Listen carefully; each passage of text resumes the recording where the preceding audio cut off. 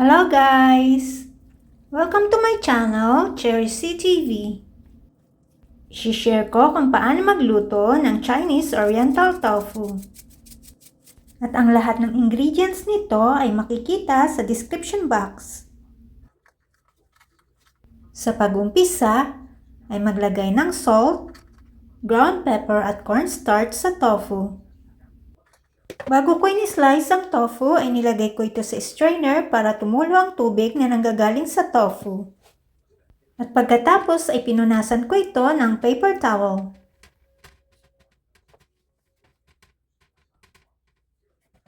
Pagkatapos maglagay ng salt, ground pepper at cornstarch sa lahat ng side ng tofu ay pwede na itong iprito. Ilagay ang coated tofu sa kawali o kaldero na may pinainit na mantika. Iprito ang tofu sa katamtamang apoy hanggang maging golden brown ang lahat ng side nito. Habang priniprito ang tofu, ay i-prepare ang sauce na gagamitin para dito. Sa prep glass na may water ay pagsamasamahin ang sugar, cornstarch, ground pepper, vegetarian oyster sauce, orange juice, at low sodium soy sauce.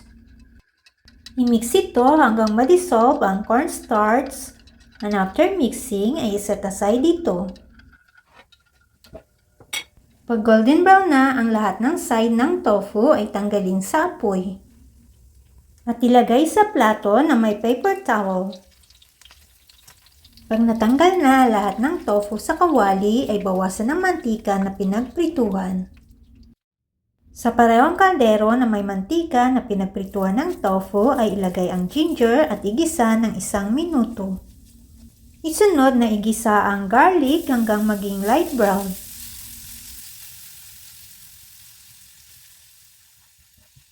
Ilagay ang onion at igisa hanggang maging translucent. Pag nakita ng translucent ang onion ay pwede nang ilagay ang white part ng spring onion at igisa ng 1 minuto. Maglalagay po sana ako ng mushroom kaya lang po nakita ko ng sira kaya hindi ko na po nilagay.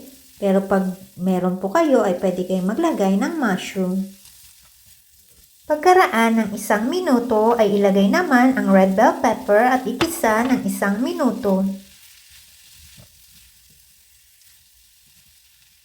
At pagkatapos ay turn off ang heat, tanggalin ang ginisang mixture sa kaldero at iset aside muna ito.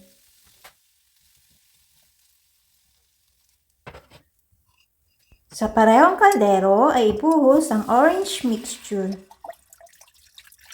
Lutuin ito sa katamtamang apoy hanggang mag-reduce ng half ang sauce nito o hanggang ito ay lumapot.